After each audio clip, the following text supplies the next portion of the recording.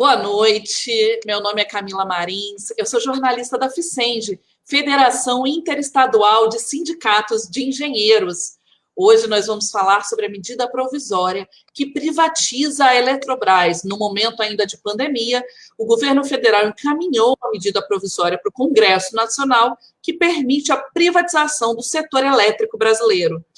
E para debater esse tema, nós recebemos o engenheiro civil e diretor do Sindicato dos Engenheiros do Rio de Janeiro, Felipe Araújo. Bem-vindo, Felipe. Boa noite, Camila. Obrigado aqui pelo convite. Apesar do momento. Obrigada. A gente tem que denunciar. Também recebemos o engenheiro eletricista e diretor de operação da Chesf, José Ailton Lima. Ex-diretor da Chesf, desculpa. José Ailton Lima. Bem-vindo, José. Boa noite, bom, como disse Felipe, estamos aqui na batalha, mas não é um momento realmente muito feliz para a gente. Bem, hoje, nesse momento, está em tramitação na Câmara dos Deputados a MP do apagão, que prevê a privatização da Eletrobras. Eu queria que vocês começassem falando um pouco sobre essa medida provisória e a mobilização dos trabalhadores e das trabalhadoras. Começando por você, Felipe. Bom, Camila, já para esclarecer, para quem não tá acompanhando, venha a acompanhar, internautas que venham a assistir isso mais tarde, em outro momento. Primeiro, bom dia, boa tarde, boa noite para você que está assistindo, se você está assistindo ao vivo ou está assistindo depois, internautas aqui do nosso canal. Porque agora a gente está falando exatamente desse momento de não ser tão feliz, não só do processo, porque agora a Câmara está fazendo a votação do projeto que retornou do Senado para a Câmara. Hoje, eles já botaram para votar hoje mesmo. O Arthur Lira está fazendo lá, passando o trator dele e colocando para votação. E pelo que está se configurando, vai ser outra votação favorável à privatização da Eletrobras. Eu não digo nem privatização da Eletrobras, porque o que esses deputados e senadores, mais a Câmara dos Deputados, inclusive, né, pelo nível, eles não conseguem nem argumentar contra. Tiveram 12 inscrições para debater o que chegou do Senado e só teve oposição ao projeto, porque a base governista não tem argumento. Simplesmente assim, ficou descancarado. Porque eles estão com outros interesses que não seja a questão da privatização. Eles estão votando nos jabutis, nos famosos jabutis, né, que deu cria no Senado. Surpreendentemente deu cria no Senado, negócio que já virou um grupo de jabuti, virou um jabutizal no Senado, e eles estão votando essencialmente os seus jabutis, as suas migalhas para os seus estados, porque a questão da privatização em si, o texto base em si, que é um absurdo, que já é um monstro, né? Já virou agora um monstro descontrolável, incontrolável, mas o texto original já era muito danoso. O texto original ele já previa a descotização de usinas. Descotização de usinas, em linhas gerais, é fazer você parar de pagar R$60 o megawatt-hora e começar a pagar acima de R$200, em média, porque esse valor flutua, né? Ao contrário do valor de cota, que é fixo R$60, em média, aí, dos contratos, você tem um valor que flutua no Mercado Livre, depender da demanda e da oferta. E a gente já chegou nesse Mercado Livre acima de R$800. Em momentos de crise energética. Lembrando que se avizinha aí em 2022 um período agudo, muito grave, por conta do regime hídrico. Está muito seco. Então a gente vai ter um momento de deficiência energética para o país, de racionamento, muito provavelmente, e a gente vai assistir um governo rezando para chover muito, para sair de uma excepcionalidade de regime hidrológico seco para uma excepcionalidade de regime hidrológico de cheias, para conseguir encher os reservatórios e desligar alguma coisa de térmica. Porque esse troço o que vai acontecer é que vai subir a conta de luz por conta dessa má gestão dos recursos energéticos do país, é por conta de má gestão, não só por conta da questão da crise hídrica, que é uma questão aleatória, independente do governo, mas a gente já está nesse negócio há muito tempo. Sou engenheiro civil, mas sou especializado em recursos hídricos, e eu posso dizer que a gente já está nesse negócio há muito tempo para ser pego desprevenido por uma seca. Né? A gente tem, é uma seca histórica, mas a gente tem mecanismos para prevenir, tem mecanismos para administrar e para gerir bem o recurso. Por mais que tenha que ligar térmicas eventualmente, a gente tem condição de gerir melhor do que está sendo gerido hoje. Hoje está sendo gerido de qualquer maneira. De qualquer maneira. Dizem as más línguas, inclusive, de forma proposital, para poder ligar as térmicas mesmo. Haja visto que o lobby das térmicas está com força total, né?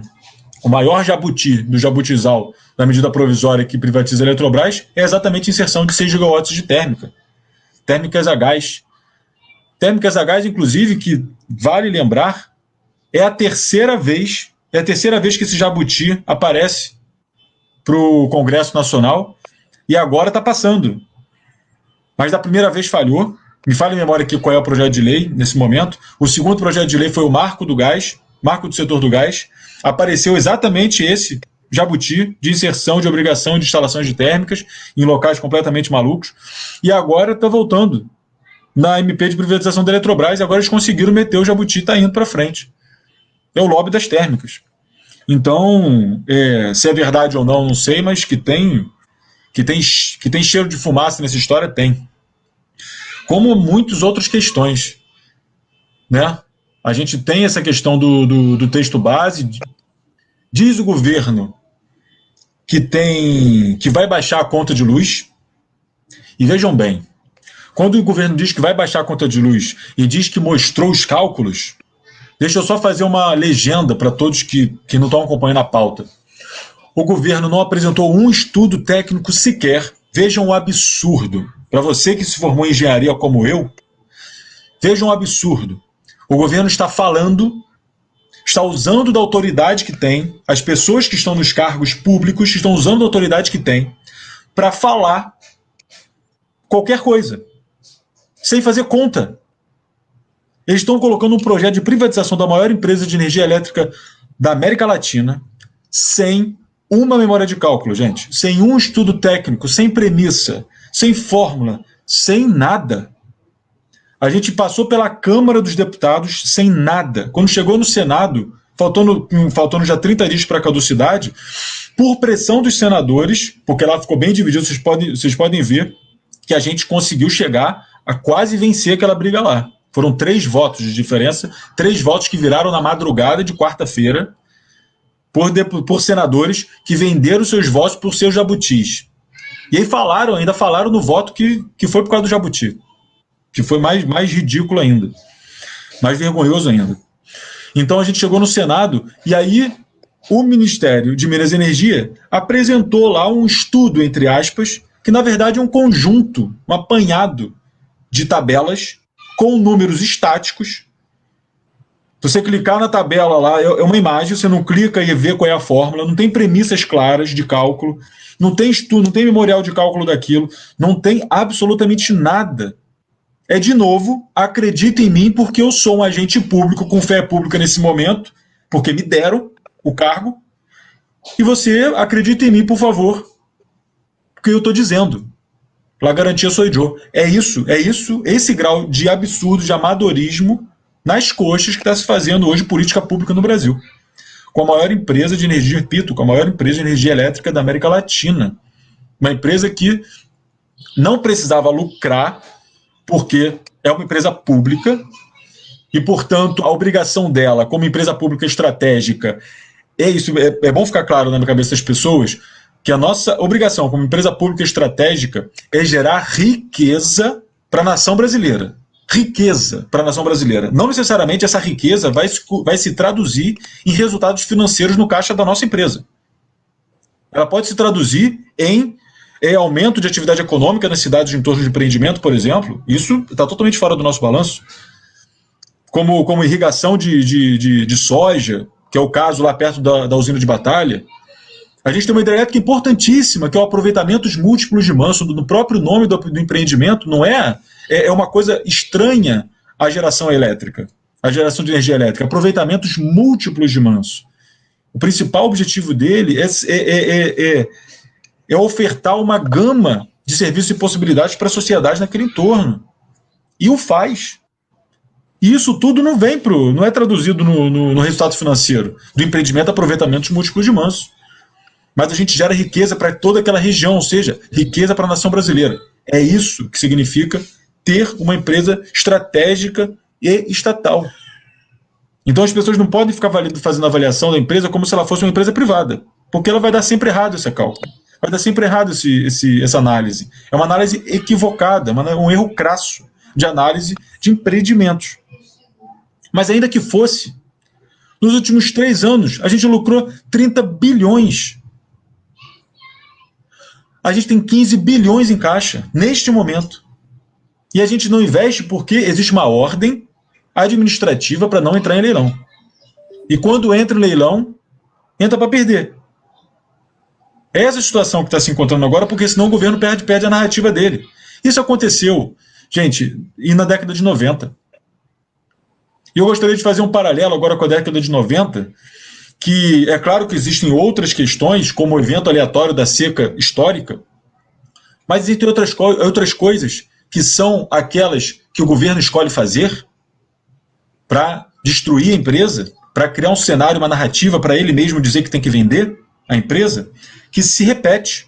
Em 1996, Furnas, à época, não era o grupo inteiro, foi colocado no Plano Nacional de Desestatização. Na verdade, todos foram colocados no Plano Nacional de Desestatização, mas Furnas foi a que foi a escolha para ir de cabeça de chave, para poder ser privatizada primeiro. Tanto que a Eletronuclear saiu de Furnas e o ONS saiu de Furnas. Né? O Furnas fazia toda a operação do sistema ali no bloco E do nosso escritório central em Botafogo. E a administração da energia nuclear também era de Furnas até aquela época. E tudo isso foi cindido. Inclusive, a EPE, o planejamento era da Eletrobras também foi cindido essa responsabilidade da Eletrobras, exatamente para esvaziar a empresa e já para preparar para um momento futuro. Foi em 1996 que a gente entrou para o PND, Plano Nacional de Desestatização. 2000, 2001 veio o apagão. Teve um racionamento e teve apagão. Teve impacto de 3% negativos no PIB, pela indústria ter que usar menos energia. A gente agora, em 2017, entrou de novo no PND, Plano Nacional de Desestatização, que a gente tinha sido retirado pelo presidente Lula lá atrás, através de lei. E é por isso que eles têm que fazer lei para poder botar a gente de novo e privatizar. 17. A gente está em 2021. A gente vai começar um racionamento. A gente vai ter apagão? Se continuar do jeito que a gente está, vai. Porque o governo está dizendo que vai ter que privatizar a Eletrobras para dar solução para o apagão. E não existe uma pessoa, pelo menos na minha concepção, das pessoas que eu conheço, que tenham estudado tanto para conseguir um diploma de engenharia, que não saiba que isso é mentira. Se privatizar a Eletrobras, nenhum diretor de Furnas, Chesf, Eletronorte, da Holding, da Eletrosul, nenhum de nós possui varinha de condom para balançar e mandar chover e acabar com a crise energética. Isso não existe. Existe uma inércia nesse sistema e é grande. Para começar a tomar uma atitude para explodir o que está explodindo agora, é porque deixaram de fazer lá atrás. Por isso que eu falo que é problema de administração. Gestão, incompetência ou ação deliberada para colocar caos. Se começar a fazer alguma coisa agora, a gente não vai ver ano que vem acontecer. É uma coisa que demora algum tempo, tem a sua inércia. A gente vai demorar nos próximos anos, vai ter a consequência das ações corretas tomadas hoje. O que não vai impedir uma crise hídrica e uma crise energética e um racionamento no ano que vem. Talvez nesse ano. Esse ano, não sei se vai, mas no ano que vem, quando não vier esse dilúvio, que eles devem estar rezando agora para acontecer, não sei nem se estão rezando, porque não sei se sabem que precisam rezar para chover, para não dar problema no que vem, porque a incompetência é tão grande que eu não sei nem se sabem. a gente vai ter uma situação completamente caótica no que vem. Isso não...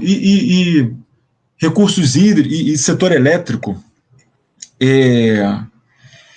não é como ter problema, como foram os crimes, né, de Mariana e Samarco, que foram problemas que foram criminosos, foram horríveis, tragédia humana e ambiental. Então, assim, a gente ainda não conseguiu mensurar o que é aquilo, as pessoas não conseguiram entender ainda o que foi o crime ambiental desses eventos. Mas ele foi o maior do mundo. Ali, apesar de ter sido extenso, foi, entre aspas, pontual. Porque uma tragédia no setor elétrico, como um todo, como a gente está para ver em 2022, por conta desse racionamento e por conta desse movimento completamente equivocado, que é esse projeto de privatização, sendo feito desta maneira inconsequente e irresponsável, não tem ninguém que escapa a isso. A não ser que você more numa caverna e ilumine a sua caverna com fogo. Se você for essa pessoa, beleza, essa pessoa iluminada, espero que você continue no seu caminho e tenha o que você busca na vida, essa iluminação que você busca na vida. Mas se você não for esse eremita, você está na sociedade moderna, cada vez mais eletrificada, você vai pagar muito mais caro por essa conta. As nossas contas, que a gente tem planilha, e estou falando as nossas, do movimento do Coletivo Nacional dos Eletricitários, do qual o CENG faz parte, a FICENG faz parte, e que coloca aí nas redes a campanha Salve Energia pelo Futuro do Brasil. Sigam a campanha Salve Energia pelo Futuro do Brasil, que a gente vai parar esse movimento através dessa campanha, principalmente nas redes sociais. A gente tem conta e a gente mostra para os deputados e senadores a conta e mostra a planilha. E a gente manda a planilha aberta. Porque a gente tem engenharia nas nossas empresas. A gente sabe fazer conta. E a gente mostra a conta que a gente está fazendo, todas as premissas que a gente está assumindo. Premissas conservadoras. A gente está falando de 20% a 40% do aumento na conta de luz, nesse período mínimo que eles colocam para poder fazer as descotizações. Que é por que a gente fala do período mínimo? Eles falam de 5 a 10 anos, mas não existe empresa privada que vai fazer em 10 anos. Eles vão fazer no período mínimo. Porque o quanto antes eles fizerem, mais grana eles vão ganhar. Então vai ser era em 3 anos, agora passou a ser 5 anos. Vai ter um aumento de 20% a 40% na conta de energia. E não é só na conta de luz da sua casa. É na conta da indústria. Qualquer produto ou serviço no Brasil vai aumentar essa monta. E as empresas já disseram, inclusive, fazendo os cálculos delas dos jabutis, você está de 67 bilhões que são contra os jabutis, só contra os jabutis, né? A Abras, enfim, União pelo Brasil, pela energia, eles são só contra os jabutis, porque eu acho que consegue uma compensação para eles lá, se fizerem só o texto base. Mas eles já falaram que vão repassar o valor. Porque numa crise econômica que a gente se encontra, que empresa vai conseguir segurar esse rojão? Nenhuma. Se tentar segurar, vai fechar as portas. Então, vai vir para a gente. A gente vai pagar mais caro a conta de luz. A gente vai pagar mais caro pela nossa camisa, pelo nosso frango, para gelar cerveja antes de ver o futebol, para ver televisão, para fazer qualquer coisa. Para ligar uma bomba, o condomínio vai pagar mais caro para jogar água pro reservatório, para a caixa d'água em cima dos prédios. Então, para ligar a geladeira, isso tudo vai ficar mais caro. E o seu salário não vai. Porque as condições de trabalho no Brasil só estão piorando. Então o salário vai continuar o mesmo, ou menos do que está hoje em dia. E essas contas todas vão aumentar. A gente está levando uma verdadeira, desculpa a expressão, uma verdadeira chave de galão de um lado e do outro, enquanto trabalhadores desse país, com essa medida de privatização da Eletrobras, que é uma medida, diga-se de passagem, a favor de jabutis. A favor de jabutis. Tem político que pediu para pagar uma conta lá no Piauí. Tem outros que pediram. Aqui do Rio de Janeiro, eu estou falando do Rio de Janeiro, aqui do Rio de Janeiro mesmo, que virou voto, um desses votos de madrugada que virou, são dos senadores aqui do Rio de Janeiro. Que virou voto na madrugada porque trouxe mais 2 megawatts aqui para o Sudeste. 1.000 e tantos megawatts de energia de termoelétrica, olha só, termoelétrica a gás aqui no Rio de Janeiro. Energia suja, energia cara. Então se vão gloriando aí, dizendo que estão gerando emprego. Vai ter demissão em massa nas empresas da Eletrobras, são 4 sedes no Rio de Janeiro. Vai ter demissão em massa. E eles vão gerar empregos, subempregos, temporários, na sua grande maioria, porque para gerir uma usina dessa não precisa de muita gente. E estão dizendo que isso vai ser bom para o Rio de Janeiro. É esse nível que a gente imaginou que o Senado estava um pouco melhor. Mas a gente viu que o Senado, até melhor do que a Câmara, de fato, né? Ficou meio a meio. Tiveram liberais lá que votaram contra. E aí até gostaria de ressaltar, fazer um comentário, que na Câmara, quando você vê Partido Novo e o PSOL votando junto, e quando você vê no Senado PT e o PSDB votando junto, ou é briga, ou é alguma coisa tão ruim, mas tão ruim, que você não sabe nem qual é o tamanho desse troço ruim. E é exatamente diante disso que a gente se encontra. Exatamente diante disso que a gente se encontra. A gente não sabe nem qual é o tamanho do problema. Um dia a gente vai saber, infelizmente, quando a conta chegar. Obrigada, Felipe. Quero anunciar aqui a presença da engenheira agrônoma, que foi diretora da Ficenge, Gilcélia Figueiredo. Que bom que você está aqui. Da Simone Bahia, engenheira química, que também foi diretora da Ficenge, diretora da Mulher da Ficenge. Bem-vindas. Quem quiser fazer perguntas, pode colocar no chat. E já vou passar imediatamente para José Ailton fazer as suas colocações e trazer também outro elemento sobre o Nordeste, a Chesf, o impacto da privatização na região também. Bom, vamos começar, então, pelo seguinte. Veja, eu acho que a fala de Felipe, ela já coloca o problema da privatização de uma forma, eu acho que bastante perceptível pela população, que é na questão imediata de atingir as contas de energia elétrica e atingir um insumo que é insumo para todas as atividades. Então, se ele é insumo para tudo e se ela aumenta, tudo aumentará. Por isso que o governo não poderia, Felipe, de forma alguma, mandar uma planilha explicativa. Qualquer planilha que ele mandasse teria que ser travada para que você não visse os efeitos disso. Então, não é uma questão de incompetência. Na verdade, é uma esperteza, uma astúcia, um plano de roubalheira qualificado. Certo? Mas eu gostaria de ressaltar, nesse momento, alguns outros aspectos, sabe, que eu acho que complementam a fala do Felipe e complementa o entendimento que a gente tem que ter desse quadro. Eu queria, por exemplo, começar a gente fazendo uma referência ao que está acontecendo, por exemplo, nos Estados Unidos hoje. Nos Estados Unidos, como um grande player, um grande jogador do sistema capitalista internacional, ele está enfrentando uma crise econômica lá também, né?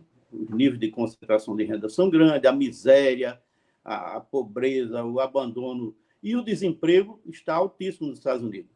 Qual é a medida que o governo americano está tomando? É uma medida de recorrer a uma política pública de injetar recursos nas empresas e socorrer aquela grande quantidade de trabalhadores que estão em dificuldades através de medidas emergenciais, de pagamento de bônus, de mil e uma fórmulas que eles estão usando lá, tentando implementar o emprego, fazendo isso. Essa é a visão, vamos dizer assim, vista por um país que é capitalista, né? E que tem, inclusive, parte do sistema elétrico deles é estatal, e eles não falam em privatizar lá, não tem crise, não houve crise lá que eles dissessem assim, nós vamos privatizar porque está em crise. Acontece que as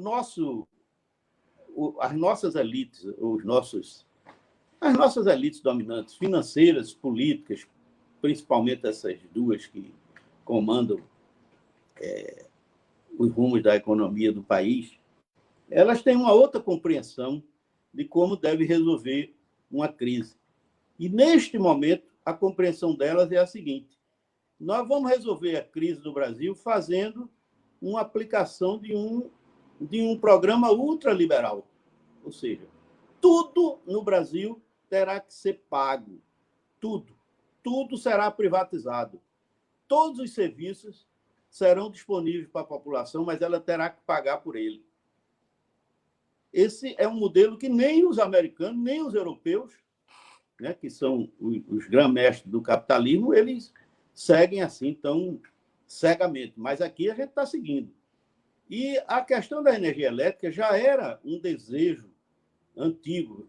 É bom lembrar que a política de privatização, ou as tentativas de privatização, elas não são de agora, elas vieram antes de Fernando Henrique. Quando Fernando Henrique assumiu o governo, ele já assumiu sob pressão do capital internacional, querendo que ele privatizasse. E ele foi lá e fez uma parte do serviço. Não conseguiu fazer todo, mas fez uma parte. É bom que se ressalte que essa parte ele deixou feita. Bom, quando o governo Lula assumiu, ele retirou as empresas do sistema Eletrobras do programa de desestatização, como era chamado, para não dizer do programa de privatização, mas não impediu que o capital investisse. Não impediu. Tanto é que todos os investimentos que ocorreram de 2002, a época de Lula, até agora, eles tiveram participação privada e estatal. E o sistema funcionava misto. Então, olhando desse ponto de vista, não tem nenhuma proibição legal, nem factual, que impeça o capital privado de participar dos investimentos do setor. E aí se pergunta, mas se não tem este impedimento, por que, então, esta necessidade de privatizar? Por duas razões. Por duas razões. Mas a primeira delas, é bom que a gente assim discuta um pouco.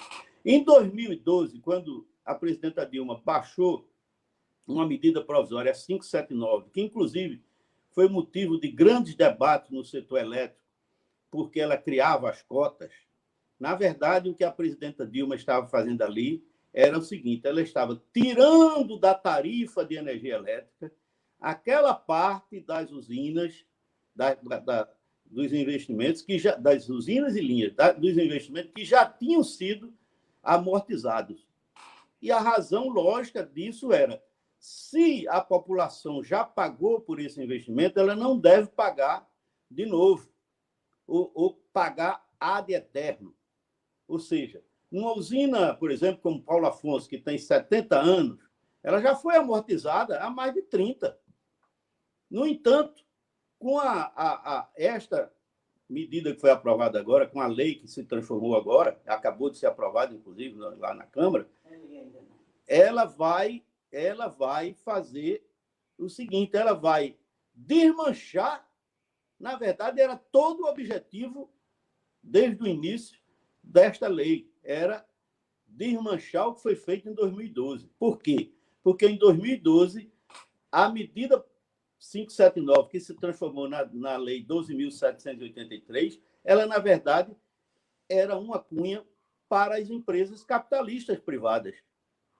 Porque elas tinham que, ao fim da concessão, entregar as suas usinas e suas linhas de transmissão para o regime de cota.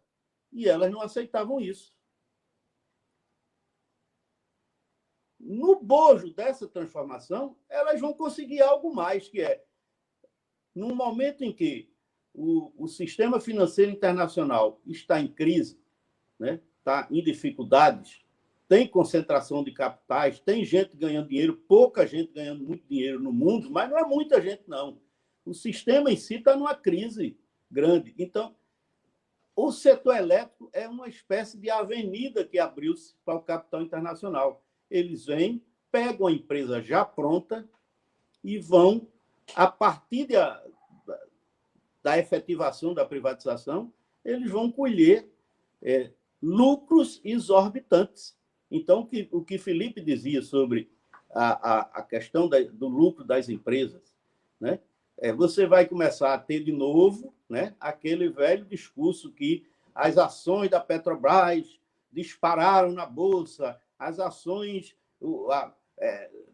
da Petrobras se valorizaram tanto, os acionistas receberam tanto de dividendo. Então, o Grupo Eletrobras passa a ser esse agente de mercado, que era o que há poucos minutos se dizia na Câmara dos Deputados, eu estava ouvindo, né? que nós precisamos reforçar o sistema de mercado. Mas o mercado já existia e ele estava livre para funcionar.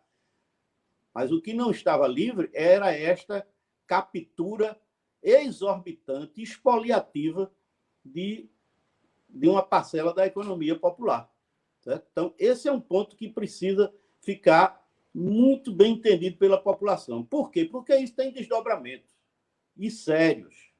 Nós não vamos ficar, ou pelo menos se continuar com o governo Bolsonaro da forma que está aí, nós não vamos ficar só na privatização da Eletrobras, não. A privatização dos serviços públicos de uma forma geral, a privatização do SUS. O SUS é visto pelo mundo afora como um modelo único, melhor, inclusive, do que o inglês. Agora mesmo eu estava ouvindo uma entrevista com um ministro chinês e ele dizendo que o modelo do SUS brasileiro é exemplar na visão chinesa. Só que na visão dos americanos e do capital internacional, a leitura é outra. Só, olha, esse sistema já está estruturado. Se nós privatizarmos, nós vamos sacar da economia popular muito mais facilmente. Aí vamos fazer isso com a energia elétrica, vamos fazer com o SUS, a educação já está num regime de privatização enorme, então o que estão fazendo com as universidades, sucateando, deixando de aportar, segue na mesma linha. Agora, voltemos para o setor elétrico, porque isso é o contexto geral, isso vai acontecer de uma forma geral, com universidade, com tudo. Esta onda de privatização vai se expandir. Mas o que a gente tem que atentar para o setor elétrico é para uma questão mais séria, que é a seguinte. O que nós, com este passo da privatização, o Felipe não falou, mas eu acho que deu para entender na fala dele, que o que está por trás disso, na verdade, é um movimento de criar um monopólio privado. É um monopólio privado que vai ser criado. E este monopólio privado, ele vai ter poderes que a gente não consegue sequer, neste momento, imaginar. Então, uma disputa por água numa determinada bacia, ela não vai mais ser resolvida por aquela negociação do conflito entre o ribeirinho e o gerador. Vocês de Furna, nós da Chesf, sempre vivemos esse tipo de conflito e sempre tinha uma busca de solução para o conflito, porque o conflito existe, seja em que regime for, porque a pessoa que está lá na região, na beira do rio, que vive da pesca, por exemplo, que vive da criação de tilápia, aqui eu vou dar um exemplo que é marcante, que todo mundo entende. Por exemplo, as tilápias, elas são hoje um investimento produtivo na bacia do São Francisco. E elas são criadas em tanque-redes, como a gente chama, e lá cria-se uma certa quantidade de tilápia. Mas tem uma coisa que a população, de uma forma geral, não sabe. Né? Se o rio estiver com água demais, as tilápias morrem. Então, o criador de tilápia não quer que a vazão do rio aumente tanto acima do planejamento que ele fez de temperatura, de água, de vorticidade, da qualidade da água, do pH, de não sei o quê. É um empreendimento com base tecnológica. Criar tilápia é um empreendimento com base tecnológica. E se a água vem numa quantidade maior do que a que se esperava, ela mata o empreendimento. Como se resolve esses conflitos? Porque, claro, o cara fez o investimento dele, ele atende uma parcela da população com a alimentação que ele produz. Mas, por outro lado, por exemplo, e Felipe sabe disso aí tão bem quanto eu, né? Que eu tenho também que, nos momentos de cheia no sistema elétrico, porque existe uma coisa que ele chamou a atenção, as chuvas não são dirigidas por nós. O homem conseguiu muito avanço tecnológico, mas nesse mundinho virtual aqui. No mundo real, no mundo da grande física do mundo, a gente não tem esses poderes todos, não. Então, chove quando as condições climáticas tendem para isso, não chove. Às vezes, quando a gente espera uma seca, não dá seca, às vezes. Então, e os modelos, inclusive, para fazer as previsões disso, ainda estão engatinhando. Então, qual é a consequência disso? É que eu posso ter condições, por exemplo, em que eu tenha que segurar água no reservatório, por exemplo, e aí a população embaixo chia porque faltou água. Porque também o criador de tilápia não quer que seja pouca água, não, porque também a tilápia dele morrerá. Isso vale para o criador de tilápia, vale para o irrigante. O irrigante botou lá o bombeamento dele, está retirando água por bomba. Se a vazão diminui, a água se afasta e muitas vezes a bomba não pega mais a água que ele estava puxando. Então, ele vai entrar num conflito, vai querer que a gente libere água lá à vontade para ele poder captar a água dele. Esses conflitos, como eu disse, eles sempre existiram, continuarão existindo. O que é que difere agora? Vai diferir agora exatamente o tratamento que era dado na hora desses conflitos. Se eu tenho uma empresa de economia mista que tem uma participação de governo, que, por pior que seja o governo, ele ainda tem um respaldo popular, porque vem pelo voto. Ele tem que prestar conta dessa população. Quantas vezes eu, como diretor da Chess, e muitos outros diretores, foram orientados pelo governo no sentido de que, não, em tal situação, vocês têm que optar por uma situação que manere as questões para o ribeirinho, para o irrigante. E aí a gente não ia só no interesse da empresa. Essa é a diferença de ter um sistema de economia mista, de ter o poder estatal presente, de ter só o capital privado. Ora, se for só o capital privado presente nesses conflitos, qual vai ser a atitude deles? Vai ser a seguinte: meu amigo, eu comprei as ações da Eletrobras para gerar o máximo de lucro possível. E, nesta situação agora, o que vai gerar mais lucro para mim é, por exemplo, gerar o máximo de energia, ou não gerar. Porque tem situações, e isso a gente viu, por exemplo, acontecer na Califórnia, em que os caras fizeram exatamente o contrário. Eu não gero, deixo criar uma crise energética por falta de oferta, o preço sobe. A situação na Califórnia chegou a uma situação tão absurda que o governo americano, que é o baluarte da livre concorrência e da isenção do Estado nos negócios, teve que intervir na empresa e colocar as usinas para gerarem sob força militar. Então, esses conflitos, eles existirão sempre num sistema complexo como o nosso. A diferença é o tratamento que se dá ao conflito na hora em que alguns interesses não batem um com o outro. E aí o poder,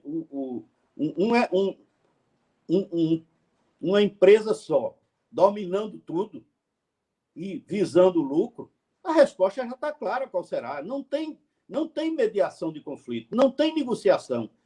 A regra é: eu comprei para que a empresa desse o melhor resultado financeiro, econômico financeiro possível. Certo? Se vocês têm problema lá com criação de tilápia, com irrigante, com serviço de transporte, isso é problema de vocês, não é problema meu. O governo que resolva isso lá com vocês. Agora, eu vou gerar na minha usina da melhor forma que for para mim. Da melhor forma que for para mim. O problema de baixo, que dá para baixo, da população, é do governo. Então, esse é o problema que nós vamos enfrentar daqui para frente. E aí eu queria voltar à questão de da criação de uma empresa tão grande e tão forte como essa, ou seja, um monopólio privado. O que é que vai acontecer com o sistema elétrico brasileiro a partir da criação desse monopólio?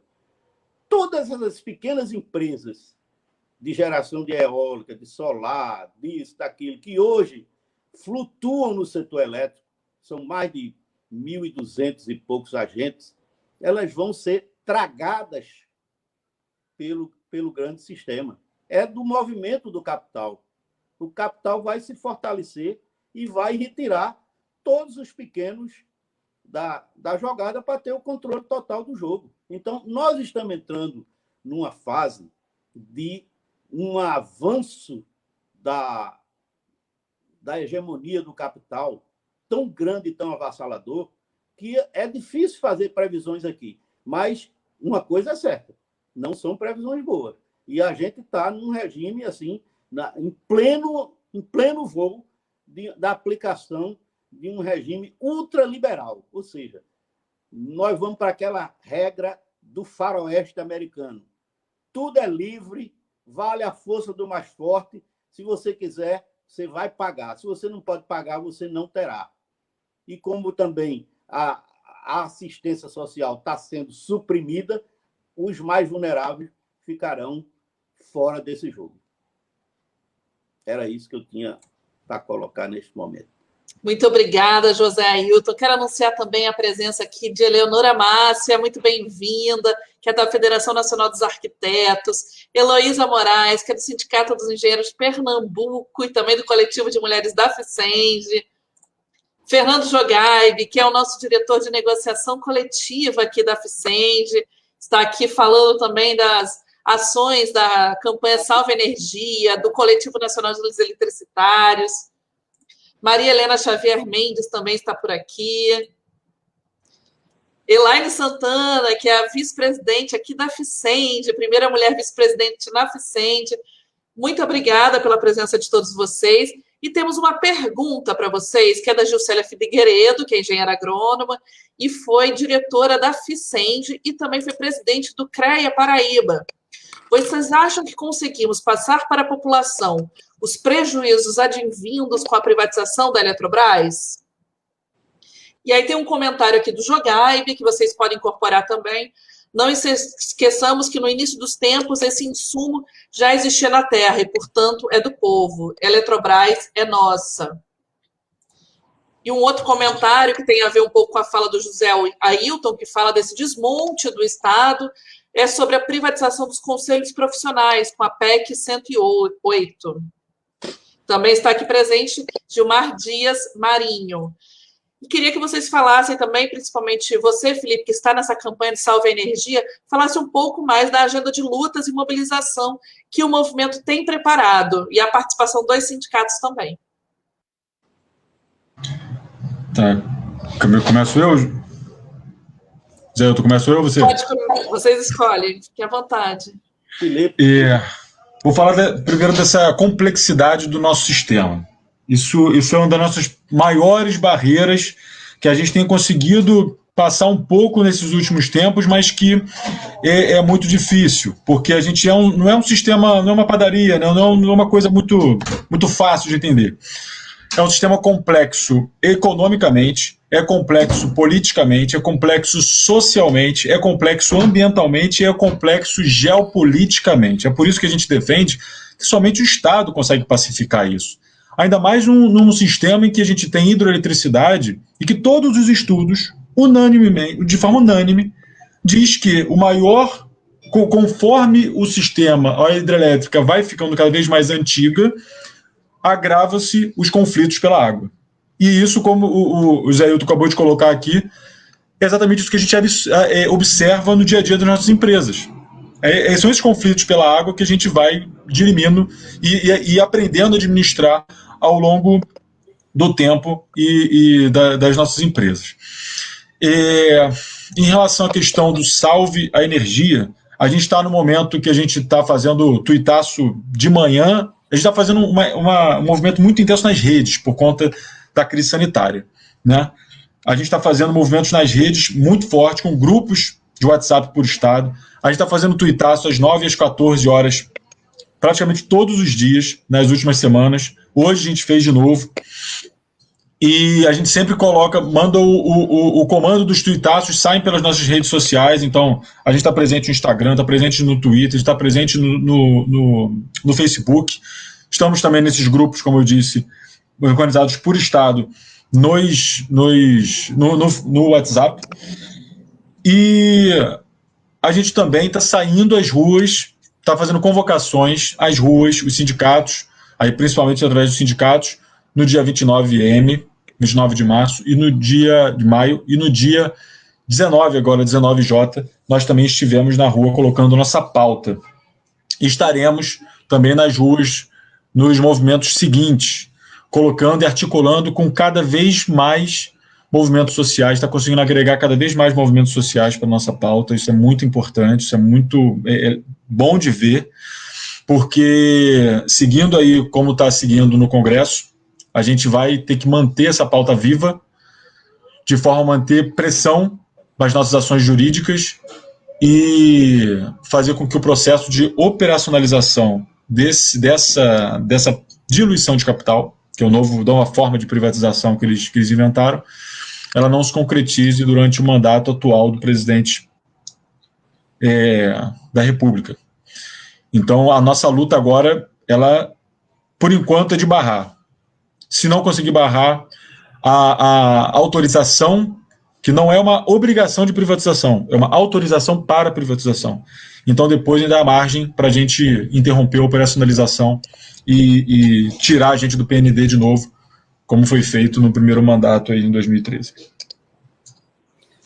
Passa a palavra, Zé. Deixa eu, então, só complementar aqui uma questão, porque o Felipe colocou um ponto muito importante, né? A complexidade do sistema elétrico, né? É técnico, econômico, financeiro, político, ambiental, social e geopolítico, né? E é aqui que entra o nó da questão, né? Porque neste momento, com o sistema financeiro, de uma forma geral, estando com essas dificuldades que ele está em outras áreas, né? Pegar um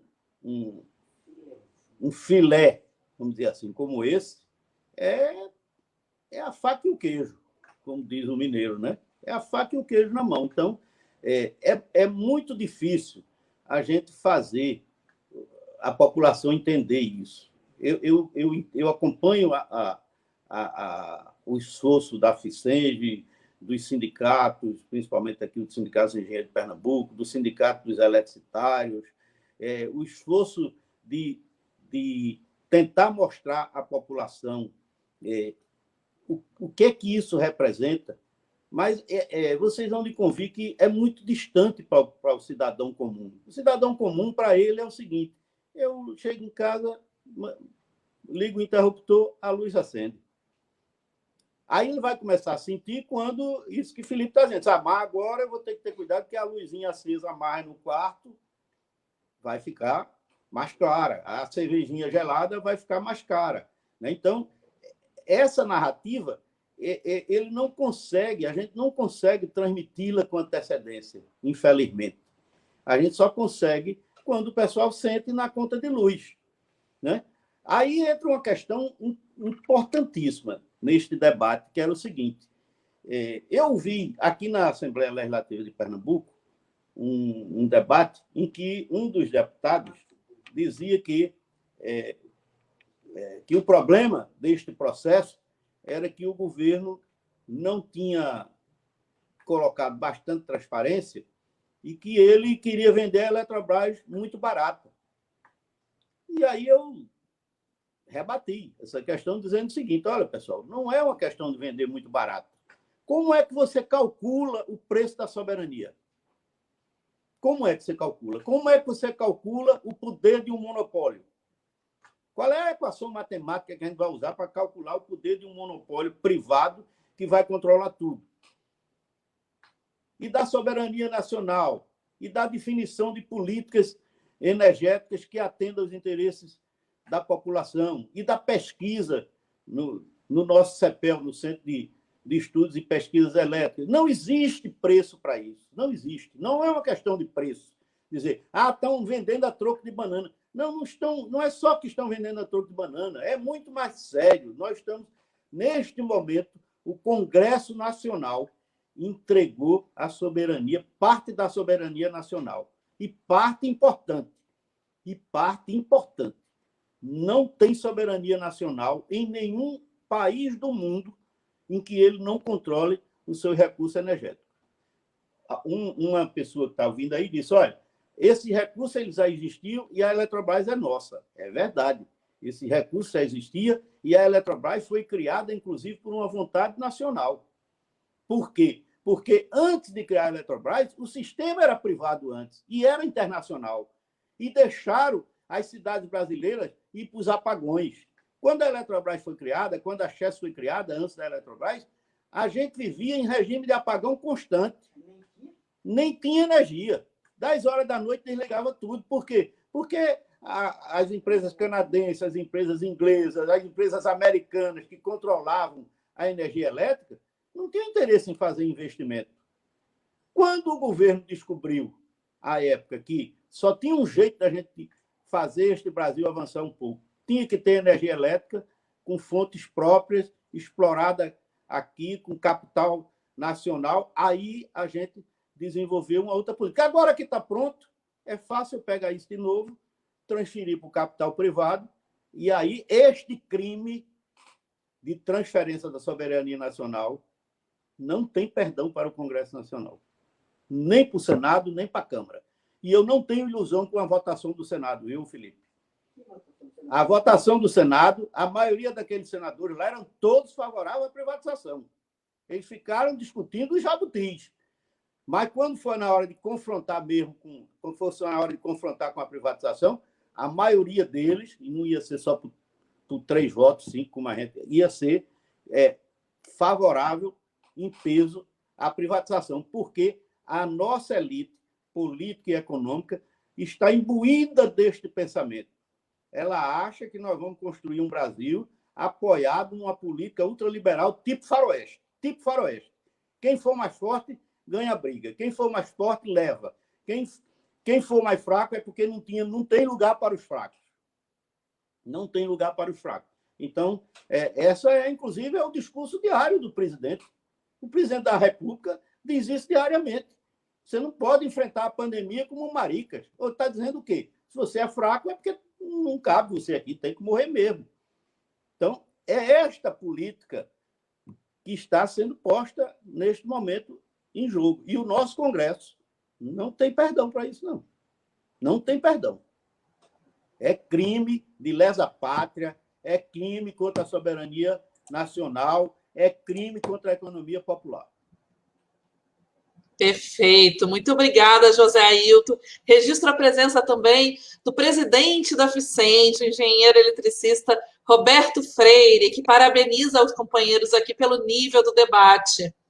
Esse tema nos traz muitas questões, e principalmente agora que ocorre a votação na Câmara dos Deputados da MP, do apagão, que envolve aí questões de soberania nacional e do desenvolvimento do país, e como disse José Ailton, é um crime ao patrimônio público. Mas vamos encaminhando agora para as considerações finais, para que vocês façam suas considerações finais aí de 5 a 6 minutos. Fiquem à vontade, começando pelo Felipe, por favor. Bom, primeiro, eu agradecer aqui ao convite da Ficende. É muito bom ter um canal, a gente vai precisar cada vez mais desses espaços para poder denunciar e para poder manter essa pauta viva na cabeça das pessoas. E eu queria colocar mais um ponto aqui que eu acho muito importante para o nosso público, né, de engenheiro, nossa base, ter essa referência internacional. Infelizmente, a gente ainda fica muito pautado para referências internacionais. Mas vou dar alguns exemplos aqui. Noruega tem Statkraft. Statkraft é uma empresa 100% estatal. 100% estatal. O que acontece com a Statkraft? Depois que acaba o período de concessão, o que nós fizemos? Acabou o período de concessão, a gente colocou no regime de cotas, pagando R$60 megawatt-hora. Preço barato. O que a Statkraft faz na Noruega? Que é um dos países da economia central do mundo, né? País capitalista. Ele pega essa empresa e nem considera fazer renovação, colocar em leilão. Não, porque não faz sentido nenhum. Eles pararam, analisaram, botaram os técnicos para fazer subsidiar a coisa, não faz sentido nenhum. Eles colocam direto na Statgraph. É uma empresa estatal que pega todo mundo. Amortizou, fez lá 30 anos, amortizou, joga para a Statgraph. Não tem essa de empresa privada pegar isso. Vamos para Hydro-Québec, no Canadá. Hydro-Québec, no Canadá, a lei lá é a seguinte: você, Hydro-Québec, você pode fazer a energia que você quiser, desde que você venda para o canadense a preço de custo. O excedente da demanda do cidadão canadense, que é o dono da Hydro-Québec, você pode vender o preço que você quiser, vende o preço de mercado. O que ela faz? Vende ao preço de custo para o canadense, que paga uma energia barata, e ele vende a preço de custo para o americano, que está ali do lado, ele vai ter uma linha de transmissão, ele vende para o americano a preço de mercado. Estou fazendo essa comparação para esses dois mais emblemáticos, que a gente tem aí também, tem Coreia do Sul. Coreia do Sul é geração e transmissão em todo o estado. A gente tem Alemanha reestatizando, 311 reestatizações nos últimos 10 anos na área de energia, lá na Alemanha, que rezou a cartilha do neoliberalismo lá na década de 90, antes disso até, 80 ou 90, está se arrependendo e está voltando, porque percebeu que o interesse público não é atendido por empresas privadas que defendem interesses privados. É meio óbvio, mas a gente às vezes tem que falar o óbvio. E eu estou botando esses dois exemplos, por quê? Porque o projeto inicial, na coluna vertebral do projeto é descotizar, parar de vender o regime de cotas, que é preço de custo, e vender a preço de mercado, que é mais de R$200. Ou seja, a gente está fazendo o inverso. A gente está fazendo o inverso que o mundo faz. O inverso que a técnica, a lógica da técnica da engenharia manda fazer. A gente está fazendo o inverso. E quando a gente fala de... Até para o liberal, gente, até na mente do liberal, vamos sair um pouco da caixinha e tal, vamos pensar de forma liberal. O cara que é liberal honesto, ele está contra o que está sendo posto, porque está errado. Porque, como o José Ailton falou, gera um oligopólio que vai caminhar para o monopólio em pouco tempo. Isso não faz sentido de maneira nenhuma, a não ser que você fique pensando de uma forma, fazer um negócio para privilegiar acionistas. Um grupo pequeno de acionistas. E é exatamente isso que está em andamento no Brasil. Só para deixar claro esse ponto na minha fala final, chamar o pessoal para a campanha Salve Energia pelo Futuro do Brasil e deixar o recado bem claro para as pessoas que, independentemente da votação no parlamento, que está vergonhosa, foi vergonhosa na Câmara a primeira vez, foi vergonhosa no Senado, está sendo vergonhosa de novo na Câmara. A Câmara sem palavras. Vergonha pouco para dizer o que está acontecendo na Câmara dos Deputados. Independentemente disso, o nosso movimento vai conseguir, seguirá e vai conseguir interromper esse absurdo, esse crime lesa pátria. Nós conseguiremos entregar um Brasil que não será terra arrasada para o próximo presidente da República. Nós vamos reconstruir esse Brasil, nós vamos reconstruir a engenharia desse Brasil e contamos com vocês, porque nós precisamos de todos os brasileiros nessa luta. Obrigado. Bom, eu acho que nesse debate que a gente esclareceu e debateu e eu acho que construiu aqui alguns pensamentos. Mas eu acho que é sempre momento da gente buscar aprender mais. E eu queria deixar uma última reflexão com vocês aqui, que é a seguinte. Vocês observam que, como eu disse, assim, o movimento de privatização é generalizado. Generalizado. Vai para todas as áreas. Né? Não é só a Eletrobras. É tudo. Vão entrar em Petrobras, vão entrar em tudo. Mas tem uma área que os caras não falam em privatizar. Não sei se vocês já perceberam. Que é o BNDES, que é o Banco Nacional de Desenvolvimento Social. Por que é que não falam em privatizar o BNDES? Porque lá é onde o capitalista vai buscar o financiamento para, inclusive, comprar as empresas estatais, que é o que vai acontecer agora. Muita gente vai pegar dinheiro emprestado do BNDES. Então, veja, os capitalistas, ou o capitalismo de uma forma geral, ele se mexe, mas ele sabe para onde ele está se mexendo. Ele quer privatizar tudo, mas não quer privatizar o BNDES. Então, por isso que não se fala em privatização do BNDES. A gente privatizou até a Casa da Moeda. Até o dinheiro impresso, a gente privatizou. Mas o financiamento dos projetos, não. Esse aqui é intocável. Isso aqui, o governo tem que continuar dando garantia, dando financiamento para que o grande capital possa se mexer e fazer o seu jogo. Então, é uma luta difícil, é uma luta desigual, mas eu acho que o caminho é esse que o pessoal, o Felipe e a federação e os sindicatos, no seu conjunto, vem enfrentando, que é levar este debate para a população. Eu, particularmente, nesta campanha agora, participei de inúmeras audiências públicas, de debates, né, sempre tentando levar um pouco desta compreensão e não tem outro caminho. Não tem outro caminho. O único jeito de reverter isto é com a mobilização popular. Fora disso, eles vão seguir a institucionalidade que está estabelecida. O Congresso decidiu. É tudo legal. Claro que é legal, mas é uma roubalheira. É legal, mas é um roubo. Então, a luta tem que ser persistente. Eu sei que é difícil, os companheiros se matam de trabalhar nesse negócio, na batalha, mas tem que continuar, porque não tem outro caminho para a gente reverter esta situação. Não tem outro caminho. E não adianta discurso de boa vontade, nem discurso moral.